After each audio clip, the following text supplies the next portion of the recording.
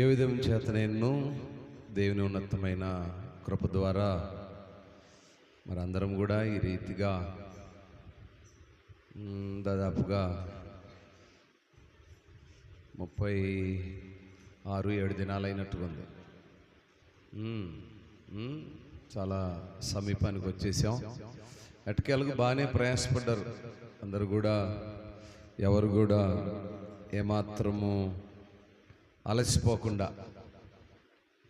కాకపోతే యాక్చువల్గా నా వైపు చూడాలి అందరూ.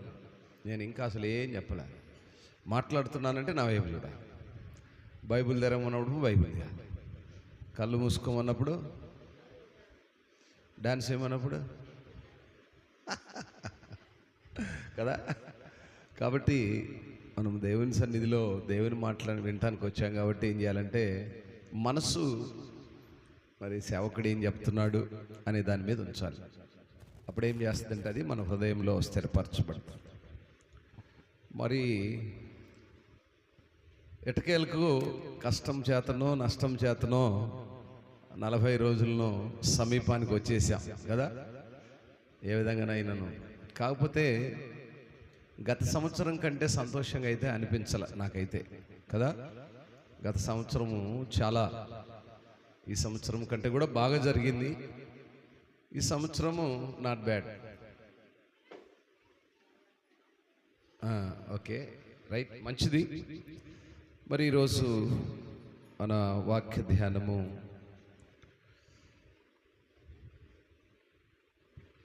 రెండు సంగతులు నేర్చుకుందాం. యేసు ప్రభు వారిని కొట్టినటువంటి కొరడా దెబ్బలు, ఆ కొరడాకు వాడినటువంటి ఆ విధానం. చాలా తక్కువగా 2 మాటలు మాత్రమే నేను చెప్పి ముగిస్తాను. వాస్తవానికి యేసు ప్రభు వారిని సిలువ వేసే ముందు 2 రాజుల దగ్గర తీర్పు జరిగింది కదా. ఇటు రోమన్ రాజులు, ఇటు యూదులైన వారి మధ్యలో తీర్పు జరిగింది. ఈయనని సిలువ వేయాలా వద్దా అనే సందిగ్ధంలో తీర్పు జరిగిన తర్వాత ఆయనను కొరడాలతో కొట్టడానికి రోమన్ రాజ్యం సిద్ధాంతం వేరు, యూదుల యొక్క సిద్ధాంతం వేరు. యూదుల సిద్ధాంతం ప్రకారం అయితే ఖచ్చితంగా వాళ్ళు 39 దెబ్బలు మాత్రమే కొట్టాలి, అంతకంటే ఎక్కువ కొట్టకూడదు. అది యూదుల సాంప్రదాయం. రోమన్ల సాంప్రదాయము వాళ్ళకి లిమిట్ లేదు. వాళ్ళు శిక్ష వేయాలంటే ముందు కొరడాతో కొడితేనే శిక్ష వేస్తారు. అంటే శిక్ష అనే మాటకు అర్థం ఏంటంటే దాదాపుగా సగము మటుకు ఆయనను కొట్టి, కొంతమంది ఆ దెబ్బలకే చనిపోతారంట. కొంతమంది ఏంటి ఆ దెబ్బలకే చనిపోతారట. మనల్ని ఆయన ఎంత ప్రేమించాడు కదా. ఒక చిన్నవి పాలు పాడుకున్నాం. ఇంతగా నన్ను ప్రేమించినది నీ రూపము నాలో రూపించుటకా,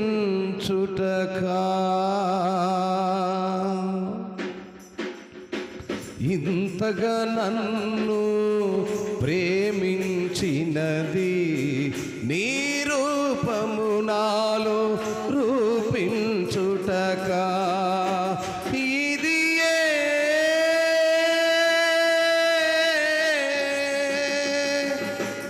నాయడ నీకున్న నిత్య సంకల్పమా, నాయడ నీకున్న నిత్య సంకల్పమా, ఇంతగా నన్ను ప్రేమించినది నీ రూపము నాలో రూపించుటకా, ఇంతగా నన్ను ప్రేమించినది నీ రూపము నాలో రూపించుటకా, రూపించుటకా. ఎస్,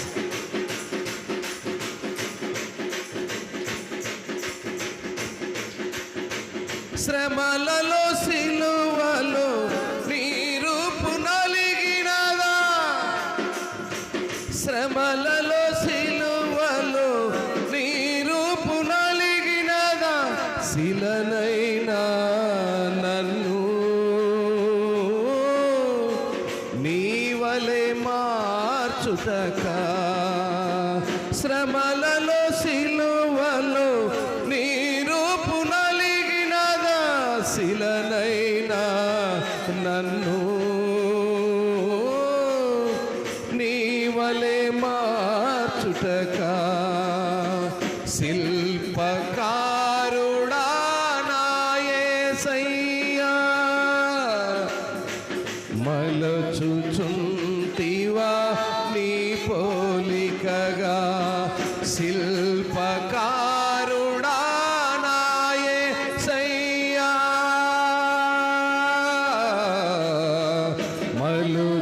మలచుచుంటివా నీ పోలికగా.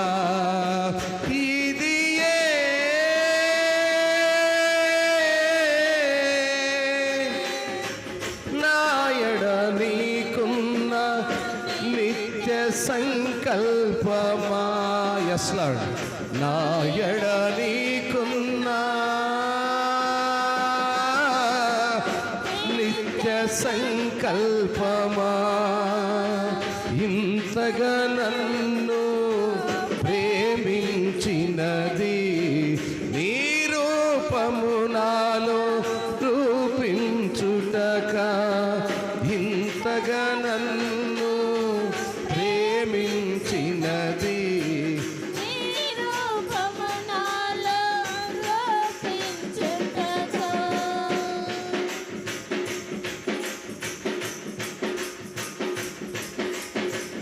తీగలు సడలి అపస్వరములమయమై మూగబోయేనే, నా స్వరమండలము.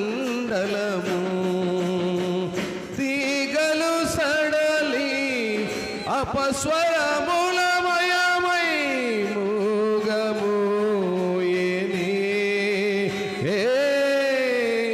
నా స్వరమండలము.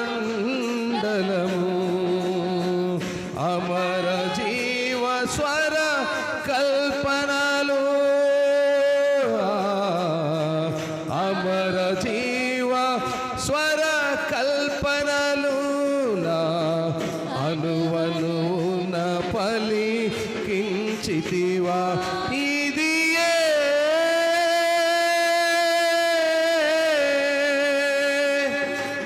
నా ఎడ నీకున్న నిత్య సంకల్పమా. నా ఎడ నీకున్నా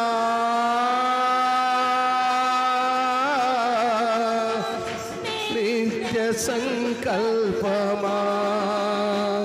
ఇంతగా నన్ను ప్రేమించినది నీ రూపము నాలో రూపించుటకా. ఇంతగా నన్ను ప్రేమించినది నీ రూపము నాలో రూపించుటకా.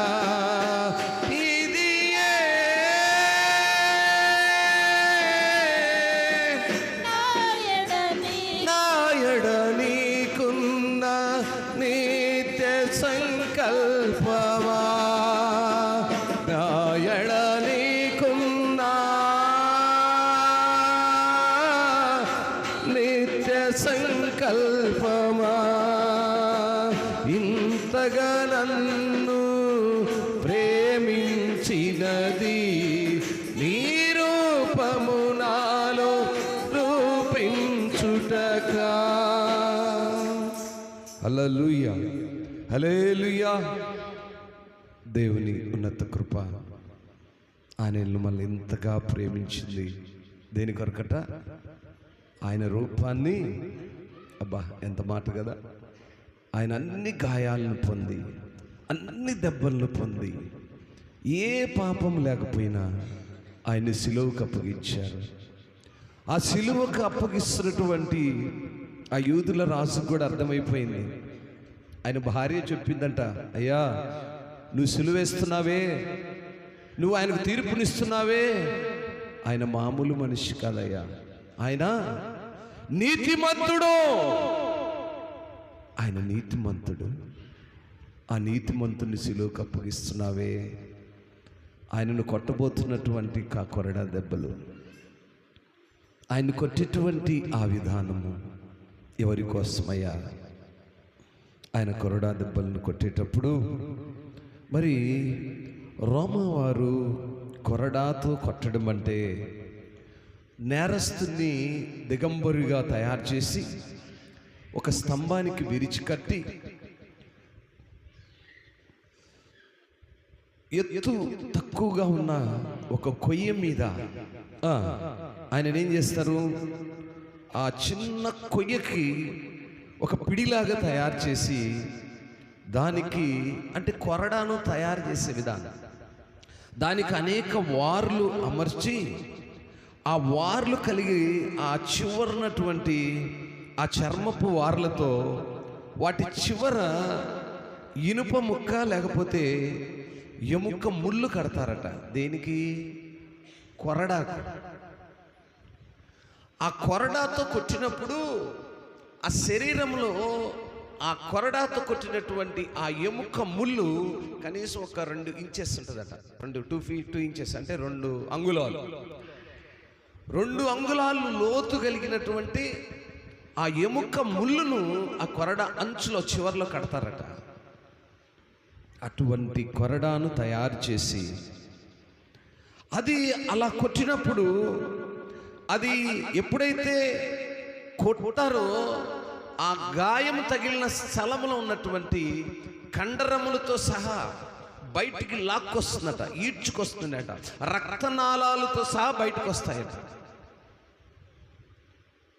అటువంటి భయంకరమైనటువంటి తీర్పును ఆయన అంగీకరించాడు. ఎవరిని బట్టి? మనల్ని ఆయన ప్రేమించిన విధానాన్ని బట్టి. ఏమండి, అంతమంది తెలుసుకుంటున్నారు ఆయన మనల్ని ప్రేమించాడని. ఆయనను మనల్ని ప్రేమించిన దాని కొరకే ఆయన సిలువకు అప్పగించబడ్డాడని. ఆయన సిలువకు అప్పగించబడి తను పొందుతున్నటువంటి ఆ గాయములను, ఆ బాధలను ఏమాత్రమో మరి భయపడినట్లు కానీ, దేవుని నిందించినట్లు కానీ ఎక్కడ ఏ సువార్థికుడు కానీ, ఏ బోధకులు కానీ ఆయనను గురించినటువంటి మాటను మాట్లాడడానికి అంగీకరించలేదు. ఎందుకు ఆయనకి ఇంత ప్రేమ? ఎందుకు ఆయన మనుషులు ఇంతగా ప్రేమిస్తున్నాడు? ఆయన మనల్ని ప్రేమిస్తున్నంతలో మనిషి ఆయన ఎంత ప్రేమిస్తున్నాడు? ఆయన గాయపరిచినంతలో మనం ఏ రీతిగా లోబడుతూ ఉన్నాము? ఆయన మన కొరకు ఎన్ని గాయాలు పడ్డాడు కదా. మరి మనం చూస్తే 50 యెషయా గ్రంథము 53వ అధ్యాయము 5వ వాక్యంలో ఈ మాటను చూస్తాం. అక్కడ రాయబడి ఉంటుంది కదా, దేన్ని బట్టండి? మన అతిక్రమ క్రియలను బట్టి ఆయన గాయపరచబడ్డాడు, మన దోషాలను బట్టి ఆయన నలగగొట్టబడ్డాడు, మనకు సమాధానార్థమైన శిక్ష ఆయన మీద వేసుకున్నాడు, ఆయన పొందిన దెబ్బల చేత మనకు. కొరడా దెబ్బలు ఎందుకు కొట్టించుకున్నాడు ఆయన? ఆయన కొట్టించుకున్న ఆ దెబ్బల చేత మనకు స్వస్థత వచ్చింది. ఆయన పొందిన గాయాల చేత మనకు ఆరోగ్యం వచ్చింది. ఆయన మన అతిక్రమాలను బట్టి ఆయన గాయాలు పాలయ్యాడు. కొరడాలతో కొట్టారు. ఒకటి తక్కువ 39 కొరడా దెబ్బలను కొట్టారు కదా. కొట్టిన ప్రతి క్షణము 2 అంగుళముల లోతు కలిగినటువంటి ఎముకతో తయారు చేయబడినటువంటి ఆ ముళ్ళు లాంటి ఎముక గాయములోకి దిగబడినప్పుడు ప్రతి క్షణము 2 అంగుళాల లోతులోకి దిగబడి శరీరములో కొట్టి దాన్ని లాగినప్పుడు ఆ శరీరంలో ఉన్నటువంటి రక్తనాళములు, కండరములు చీల్చుకొని బయటకు వచ్చాయట. ఒకసారి ఇమేజ్ చేయండి, ఒకసారి ఆలోచన చేయండి. చిన్న సూది, ఏంటిది సూది. బట్టలు కుడతారు మీరు? మానేశారు. ఇప్పుడు ఇళ్ళల్లో ఆడవాళ్ళు పనులు చేయటం మానేశారు. సూది దారం వాడటం మర్చిపోయారు. వాడుతున్నారా? పొరపాటున దారం ఎక్కించేటప్పుడు, ఆ కుట్టేటప్పుడు ఈ ఏలు కలబడుచుకుంది అనుకోండి, పెద్ద కేకేస్తారు. మీ పాస్టర్ అయితే 3 రోజులు కనపడి కేకేస్తారు. మీరు చిన్న కేక మీకన్నా వినపడుద్దో లేదు. సూది ఎంతదండి? దాని గాయం ఎంతది? ఈరోజు మనమైతే ఆయన 2 అంగుళముల లోతు కలిగినటువంటి ఆ యొక్క కొరడా చేత తన శరీరాన్ని చీల్చాడు. ఆయన ఎంతగా మనల్ని ప్రేమించాడు చూడు, ఎంతగా ఆయన శ్రమలు అనుభవించాడు చూడు. శ్రమలైతే ఈరోజు కాదండి, 2026లో ఆయన శ్రమలు అనుభవించలా, మనం జ్ఞాపకం చేసుకుంటున్నాము. ఎందుకు ప్రతి సంవత్సరం ఇలా 40 దినాలు మనం కొనసాగించుకుంటున్నామంటే, ఒక్కసారైనా, ఒక్క మాటైనా, ఒక్క విశ్వాసైనా, ఒక పాపి అయినా ఆయన గాయాలను జ్ఞాపకం చేసుకుంటారేమో అని. ప్రతి పునరుద్ధాన దినమందుకు ఎందుకు రొట్టె విరుస్తున్నామంటే, ప్రతి దినము ఆయనను జ్ఞాపకం చేసుకోవాలి, ఆయన పొందిన గాయాలు. యెషయా భక్తుడు అంటున్నాడు కదా, ఏమంటున్నాడు? మన అతిక్రమాలని ఆయన భరించాడు, మన దోషాలను బట్టి ఆయన నల్లగొట్టబడ్డాడు. మనకు సమాధానకరమైనటువంటి శిక్ష అది మన మీద పడాలి. ఆ శిక్షను ఎవరు ఉంచాలి? ఏమండి, తప్పు చేసింది ఎవరు? పాపం చేసింది ఎవరు? ఆ పాపాన్ని భరించవలసింది ఎవరు? మనము అనుభవించవలసినటువంటి ఆ బాధను ఆయన మీద వేసుకున్నాడండి. ఎంత ప్రేమ కదా ఆయనకి. ఆయన రూపాన్ని మనకిచ్చాడు. ఆ రూపంతో పాటుగా మన కొరకు ఆయన అప్పగించబడ్డాడు. ఇంతకంటే ఏం ప్రేమ కావాలండి? ఆయన రూపాన్నే మనకిచ్చాడు, మన కోసం తను అప్పగించబడ్డాడు, తను గాయాలు పొందాడు. అంత మాత్రమే కాదు, ఆ గాయాల వలన మనకు ఆరోగ్యం వచ్చిందట. నీ కుమారిగా నీ భర్త, నీ కుమారుగా నీ తండ్రి, నీ కుమారుగా నీ కుమారుడు, నీ కుమారుకి మరి ఎవరైనా కావచ్చు, గాయాలు కొట్టించుకుంటారా? అమ్మా మీ భర్తకు బదులు నిన్ను శిక్షిస్తాం రండి అంటే ఏమంటారు? ఏమైనా చేసుకోండి, ఆయనతో మాకు సంబంధం లేదు, తీసుకుపోయి మీరు కొట్టుకోండి, చంపుకోండి, మీరు ఏమైనా చేసుకోండి, మాకు సంబంధం లేదు. మరి ఆయనతో సంబంధం ఎప్పుడు? ఆయన సంపాదించి పెట్టినప్పుడు, ఆయన కావలసినది తెచ్చిచ్చినప్పుడు, ఆయన అన్ని విధాలా మనల్ని పోషించినప్పుడు ఆయనతో మనకు సంబంధమే. పొరపాటున ఏ ఊరు వాళ్ళు, ఏ బయట ఈయన అప్పులు చేసి, ఈయన తాగి తాగి తాగి డబ్బులు ఇది చేసి గందరగోళం చేసి ఆ ఊరోడు ఇంటి మీదకి వచ్చాడు అనుకో, ఏమమ్మా మీ ఆయన ఇలా చేశాడు, దీనికి ఇంత డబ్బు అయింది, వడ్డీతో సహా ఇంత కట్టాలి అన్నారు అనుకో, మీరేమైనా చేసుకోండి, మాకు సంబంధం లేదు. లేదులేయ్యా, నా భర్తే కదా, ఆయన చేసిన ఆ అప్పుకు నేను దెబ్బలు తింటానంటారా? ఏమన్నా అంటారా? ఒక్కరైనా? నేను కూడా అన్నండి, అనము. మన మనుషులము, మనకున్న నైజం అది. మనం ఎటువంటి వారం అంటే మన పరిస్థితులకు తగిన రీతిగా మలచబడేవారు. ఇంకా తెలుగులో చెప్పాలంటే అవకాశవాదులము కదూ. అవకాశాన్ని బట్టి మనము మన ఇష్టానుసారమైన రూపులు రంగులు మార్చేస్తూ ఉంటాం. ఆయన మారలేదు, ఆయన తను అప్పగించుకున్నాడు. ప్రతి గాయమును పొందాడు. ఆ గాయాల ద్వారా మనకు ఆరోగ్యాన్ని ఇచ్చాడు. మనకిచ్చిన ఆ ఆరోగ్యాన్ని బట్టి, మనము పొందినటువంటి ఆ యొక్క కరుణను, ప్రేమను బట్టి ఆయన మన కొరకు సిలువలో తన రూపాన్ని మార్చుకున్నాడు కదా. ఎంతో చక్కని స్వరూపము కలిగినటువంటి ఆయన ముండ్ల కిరీటము తలపైన పెట్టగానే ఏమైపోయింది? రక్తధారులతో రూపు మారిపోయింది కదా. చక్కగా అందముగా ఉన్నటువంటి తన రూపు మారిపోయింది. ఎవరి కొరకు మార్చుకున్నాడు? మన కొరకు తన రూపాన్ని మార్చుకున్నాడు. తన చక్కని స్వారూప్యమును మార్చుకున్నాడు. పరమందు తండ్రి దగ్గర ఆ పచ్చిక బయలులో ఎటువంటి వేదన శోధన లేని స్థితిలో ఆనందంగా ఉండవలసినటువంటి తన పరిస్థితులన్నిటిని విడిచి ఒక సామాన్య మనుష్యుడిగా భూలోకానికి వచ్చాడు. ఎవరి కొరకండి? మన కొరకు ఆయన పొందిన దెబ్బలు, మన కొరకు ఆయన పడినటువంటి గాయాలు. 39 కొరడా దెబ్బలు. ఒక్క బెల్ట్ దెబ్బ తీసుకుంటే అయ్యగారు 3 బజార్లు ఉరికెత్తుతుంటది అక్క. ఏమండి కాదు? అయ్యగారికి రౌండ్ ఎక్కువైంది అనుకోండి, ఏం చేస్తాడు?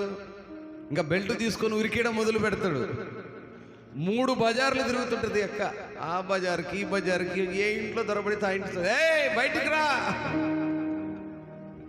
ఏమా కాదు? అవునా కదా? బెల్ట్ గుచ్చుకుంటుందా? బెల్ట్కు ముళ్ళు ఉన్నాయా? బెల్ట్కు మేకులు ఉన్నాయా? చెప్పరిందక్క ఉన్నాయా? బెల్ట్ చూడగానే ముందు పరుగు మొదలు పెడితే పరుగు పరుగు పరుగు పరుగు పరుగు.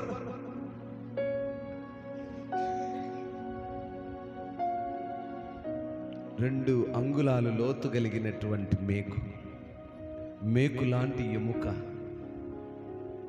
ఎంత పవర్ కలిగింది కదా. నిజంగా ఆలోచన చేస్తే ఆ గాయాన్ని మనం నెమరు వేసుకుంటే, ఆ గాయము మనకు తగిలితే మరట ఆ సిలువకు అప్పగించి ఆ 39 కొరడా దెబ్బలు కొట్టడం ప్రారంభించినప్పుడే చనిపోతారట చాలామంది. చనిపోరా? అంత లోతైనటువంటి ఆ ఎముక మేకులాగా లోపలికి దిగినప్పుడు, ఆ రక్తధారలు ఆ రీతిగా కారటం ప్రారంభమైనప్పుడు ఎవరు బ్రతకగలరండి? ఎవరు బ్రతకలేరు. కానీ దేవుని చిత్తములో దేవుడు మనుషుల కొరకు మనుష్య కుమారుడుగా ఆయన ఏర్పాటు చేసుకున్నాడు గనుక ఆయన ఆ గాయాలను మోసాడు.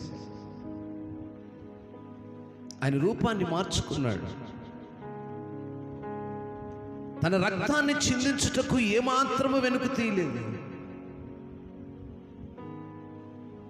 దేవుడు ఆయన్ని మలుచుకున్నాడు. ఈరోజు నా ప్రియ దేవుని సంగమా, ఎన్ని దినాల నుంచి మనం ఈ మాటలు వింటున్నాం కదా. ఎన్ని సంవత్సరాల నుంచి ఈ మాటలను ఆలకిస్తున్నాం. మన జీవితాల్లో ఒక్కసారైనా ఈ విషయాన్ని జ్ఞాపకం చేసుకున్నామా? అయ్యా, నువ్వు నా కొరకు సిలువకు అప్పగించబడ్డావు. నా అతిక్రమలను తీసివేయట కొరకు నా కొరకు 39 భయంకరమైన దెబ్బలను తిన్నావు. ఒక్కసారైనా నిన్ను జ్ఞాపకం చేసుకునేటువంటి మనస్సును నాకు దయచేయమని ఎప్పుడైనా అడిగావా?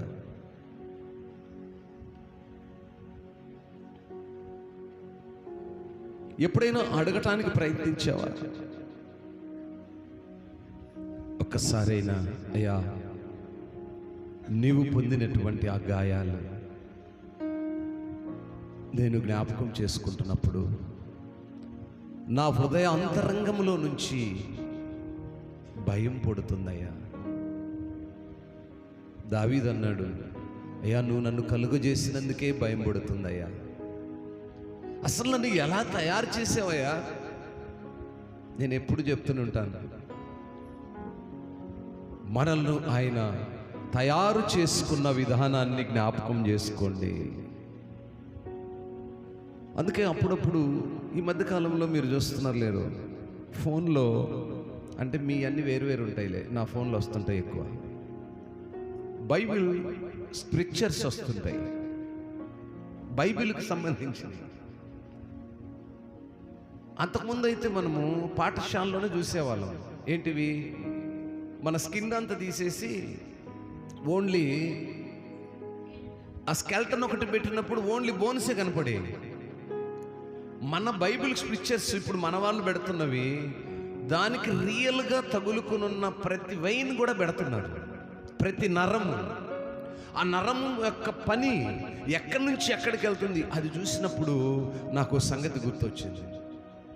నేను ఖాళీగా ఉన్నానంటే ఫోన్ తెగ చూసేస్తూ ఉంటాను, బైబిల్ ఫీచర్స్ అన్నీ నెమరేస్తూ ఉంటాను. మధ్యాహ్న కాలము మంచి ఎండగా ఉంది, ఓపెన్ చేసి చూస్తూ ఉన్నాను. ఆ పిక్చర్లో నేను ఒక 5 years బ్యాక్ వైజాగ్ వెళ్ళాను. వైజాగ్ వెళ్ళినప్పుడు వైజాగ్లో ఆర్కే బీచ్ అని ఉంటుంది, అంటే అందరికీ తెలుసు దాదాపు, మంచి ఫేమస్ చూడతగ్గ సముద్ర మార్గము ప్రాంతము ఉంటాయి. అక్కడికి వెళ్ళినప్పుడు ఏం చేశారంటే ఈ నౌకాదళ సంబంధం వాళ్ళు విమానంకు సంబంధించిన పార్ట్స్ పెట్టారు. విమానం ఉంటుంది కదా, విమానం మీకు అందరికీ తెలుసు బాగా, విమానం దానికి సంబంధించిన పార్ట్స్ ఏం చేశారంటే ఏ పార్ట్ అయినా సరే అన్ని తగిలిచ్చేది వేరు, అన్ని తీసేసేది వేరు. దానికి ఆ పైన హంగు ఆర్బాటం రేకులు బోకలు ఏమి ఉంటాయి కదా, అవి మొత్తం తీసేసి దాని లోపల వైరింగ్ ఉంటుంది. వైరింగ్ అంటే ఏంటి? ఇంటికి వైరింగ్ లాగా ఇప్పుడు మనకి ఏలబడుతున్నది చూసారు, ఇట్లాంటి వైర్లు, కరెంటు వైర్లు లాగా ఎక్కడి నుంచి ఎక్కడికి వెళ్ళాలో ఆ వైరింగ్ అంతా చూస్తే గుండెలు భయమైపోయినాయి, గుండెలు జారిపోయినాయి. నాకైతే మనిషి యొక్క శరీరంలో కూడా అన్ని నరాలు ఉండవేమో. ఒరే దుంపదగ ఎట్ట తయారు చేశాడు నాయన దేవుడు, మానవుల్ని మట్టి స్వరూపంలో నుంచి తయారు చేసి బతుకురా బాబు అంటే వీడు సృష్టినే తయారు చేసేంత గొప్పవాడికి ఎదిగిపోయాడు బాబు. దాన్ని చూసినప్పుడు ఏ ఒక్క వైరు ఆడ తెగిపోతే ఆడది ఆలబడి కింద పడి సొచ్చుద్దో, దీన్ని చూసి విమానం మనం ఎప్పుడు ఎక్కుతామనుకున్నాను నేను. మన యొక్క శరీరంలో ఉండే ప్రతి నరము అవయవాన్ని ఆ పిక్చర్లో చూస్తే భయపడకుండా మనిషి బతకడండి. భయపడినోడు మనిషి కాదు, నన్ను అడిగితే భయపడినోడు మనిషి కాదు. ఎందుకు భయపడాలంటే ఇంత ఏం చెప్పాలి తెలియదు, ఎలా తయారు చేశాడు ఆయన, అసలు ఏం జ్ఞానం అది. మనల్ని ఏమన్నా కంప్యూటర్లో పెట్టి బయటికి తీశాడా? మట్టి బొమ్మను తయారు చేశాడండి ఆయన. జీవాత్మ ఊదాడు కనుకనే మనము ఆయన రూపముగా మలచబడ్డాం. మలచబడిన మనలో మనకు కనిపించని ఆ నరాలు, ఆ కండరాలు, దానిలో ఉన్నటువంటి మరి ఈ మధ్యకాలంలో జ్వరమని డాక్టర్ కాడికి పోతే ముందు తెల్ల కణాలు నల్ల కణాలు అంటే ఏంటి? ఎర్రయ్యా, నేను నల్లగా అనుకున్నాను. తెల్ల కణాలు, నల్ల కణాలు, ఎర్ర కణాలు, బులు కణాలు,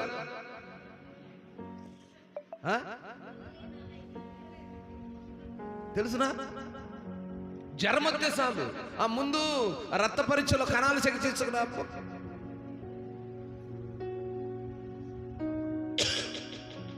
దేవుడు మనిషిని ఎలా నిర్మాణం చేసుకున్నాడండి. ఆ పిక్చర్ను చూస్తే అయ్యా మా కొరకు నువ్వు ఇంత చేసావే, నీ రూపాన్ని ఎంత నల్లగొట్టుకున్నావే, నన్ను ఇలా తయారు చేసినందుకు నేను కృతజ్ఞుడిగా నీకేమిచ్చాను. మనిషి అయిన వాడు ఎవడైనా ప్రశ్న వేసుకుంటాడు. అందుకే చెవులు గలవాడు, ఆమేన్, చెవులు గలవాడు. ఏం గట్టిగా చెప్తే ఏమన్నా డబ్బులు అడుగుతానా? మాట అనుకుందాం. వాక్యం సెలవిస్తున్న మాట ఏంటంటే, ఈ మాటలు చెవులు గలవాడు విని వాడి బ్రతుకు మార్చుకోవాలని.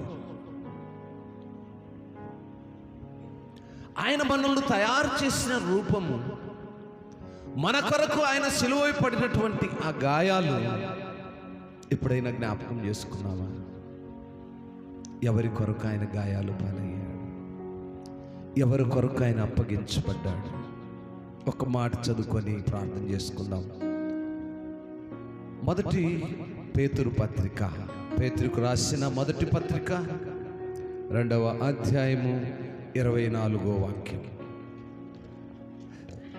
మనము పాపముల విషయమై చనిపోయి నీతి విషయమై జీవించినట్లు ఆయన తానే తన శరీరమందు మన పాపములను మ్రాణు మీద మోసుకొనెను. ఆయన పొందిన గాయముల చేత మీరు స్వస్థత నొందిరి. ఏమండి, ఏంటట? ఆయన ఏం చేశాడట? మన పాపముల కొరకై సిలువపై చనిపోయాడు. మనమును నీతిగా జీవింప చేయాలనే తన శరీరాన్ని అప్పగించాడు. ఎందుకొరకు అప్పగించాడట? మనము నీతిమంతులముగా, పరిశుద్ధులముగా, యథార్థవంతులముగా, ఆయన పిల్లలుగా, ఆయన కుమారులుగా పరమందు అందరూ చేర్చబడాలని, ఏ ఒక్కడు నరకాగ్నికి అప్పగించకుండా ఉండాలని, పరిశుద్ధుల సహవాసములో ఉండాలని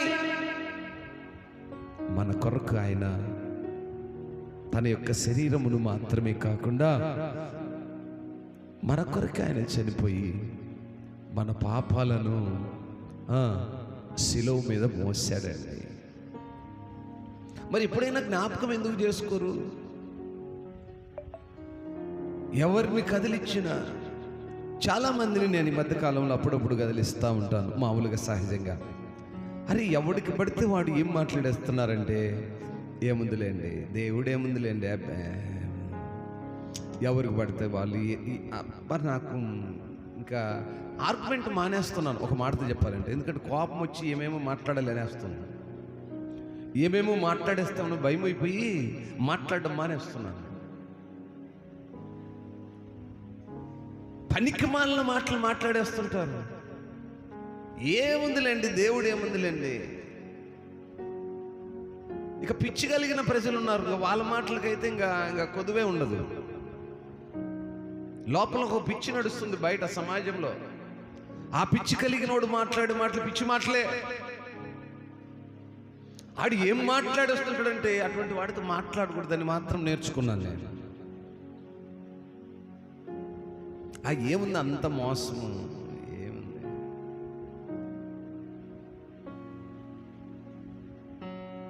మనుషుల వైపు కాదు మనం చూడాల్సి ఉంది. లోకంలో అందరూ ఉంటారు. ఆయనే చెప్పాడు, గోధుమలు గురుగులు రెండు పెరుగుతుంటాయి, నువ్వేరు చేయి మాకు. నువ్వేరు చేస్తే ఆ సమయంలో గోధుమలు పాడైపోతాయి. ఆయనేమో చక్కగా చెప్తున్నాడు ఒకవైపు, ఒరే బాబు అందరు ఉంటారా నాయన అని. ఈ పనికి మాలిన కొంతమంది ఉంటారు కదా, అర్థం కాని వాళ్ళు, వాడి భాషలో వాడి లోకంలో మాట్లాడుకుంటాడు. ఆడు మాట్లాడేస్తుంటాడు, కోపం రగిలిపోతా ఉంటాడు.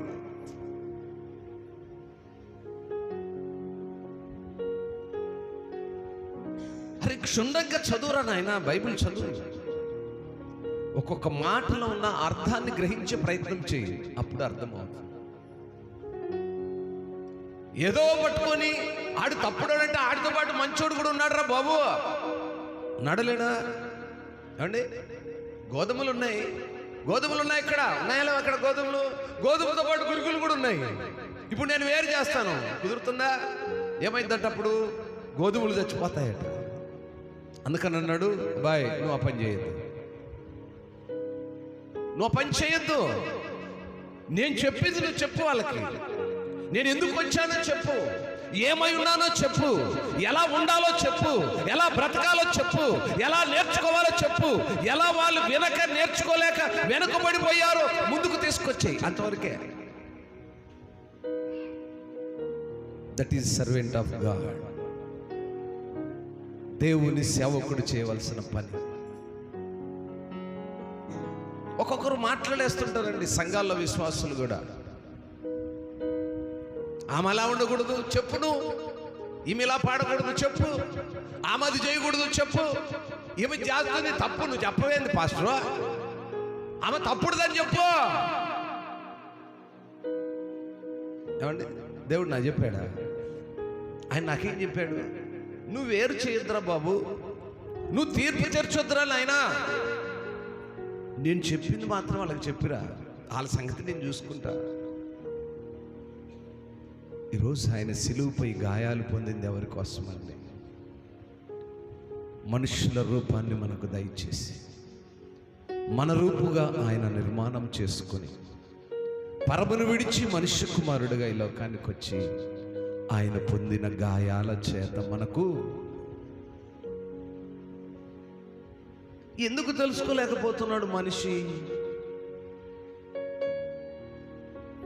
కారణం ఏమై ఉంటుందంటే చెప్పేవారు లేక, గ్రహించే పరిస్థితి లేక. ఏంటమ్మా, ఏంటి ప్రాబ్లం? చెప్పేవారు ఎప్పుడైతే కొదువైతారో బహుశా గ్రహించలేక వెనకబడతారేమో.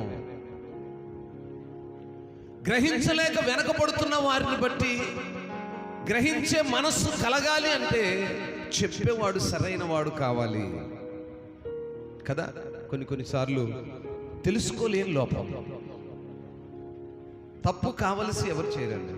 మర్డర్ చేసేవాడు, యాక్సిడెంట్లు చేసేవాడు కావలసి ఎవరు చేసుకోడు.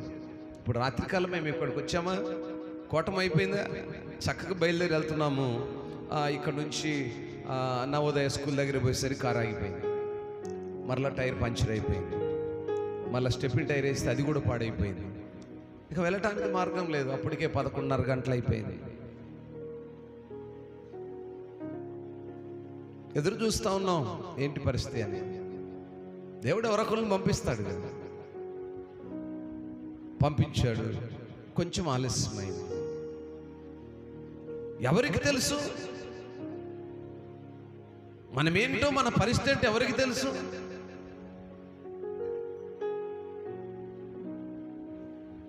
దేవుడు తన ప్రణాళిక ఒక క్రమబద్ధీకరణలో మనం ఉండాలని ఆశపడుతున్నాడు.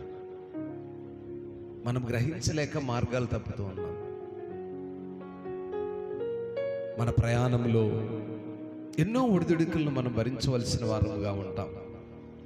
వాటన్నిటినీ లక్ష్య పెడుతూ దేవుని చిత్తమేంటో అడిగి మనం ముందుకు వెళ్ళగలిగినప్పుడే దేవుని చిత్తాన్ని మనం ఎరిగిన వారముగా ఉంటాం. ఒక మాట చదువుదాం, చదివి మరి సమయాన్ని ముగించేస్తాను. మత్తయి సువార్త 27వ అధ్యాయము 26వ వాక్యం.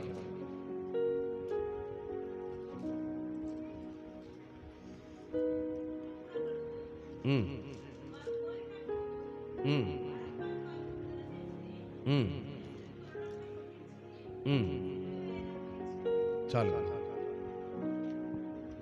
ఇక్కడ గ్రహించలేని మనుషుల స్థితిని మనం ఇక్కడ చూస్తున్నాం. ప్రజలు ఎంత మూర్ఖంగా ఉన్నారు గమనించండి. అక్కడ ఏం చేశారు?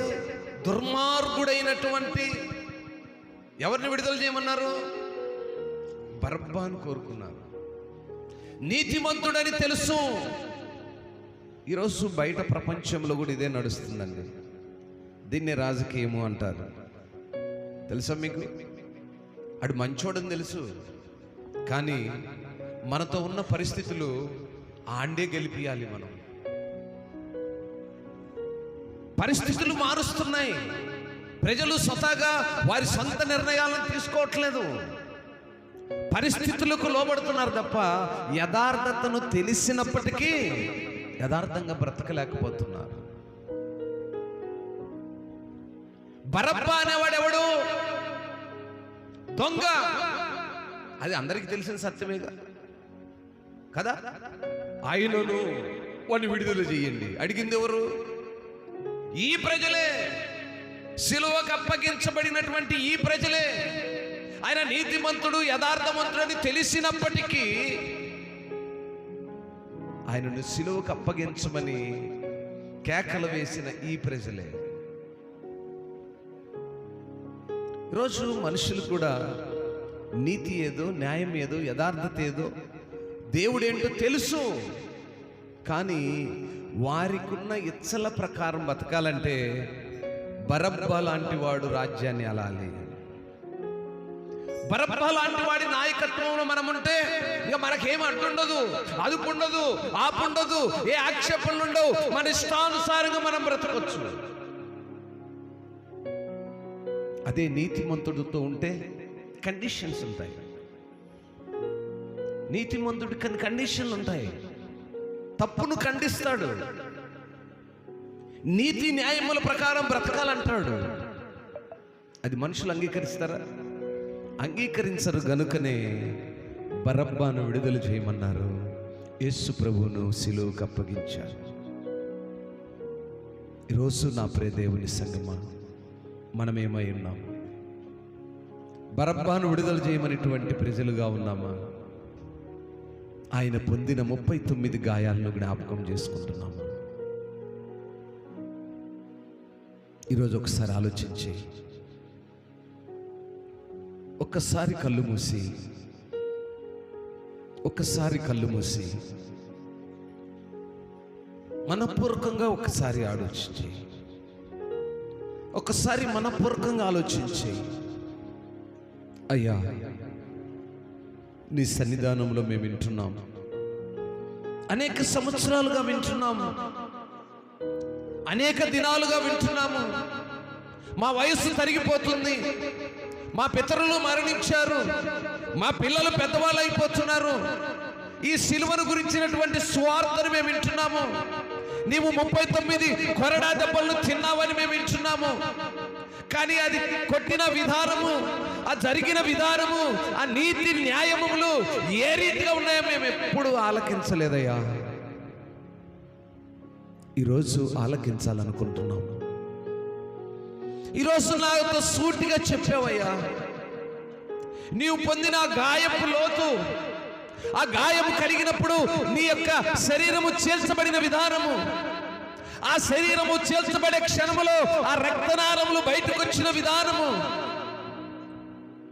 ఒక ముళ్ళు గాయమును ఓర్చుకోలేని నేను, ఒక చీమ కొడితే ఓర్చుకోలేని నేను, నాయనా చిన్న గాయాన్ని ఓర్చుకోలేని నేను, నా కొరకు నువ్వు ఎంతగా తగ్గించుకున్నావయ్యా.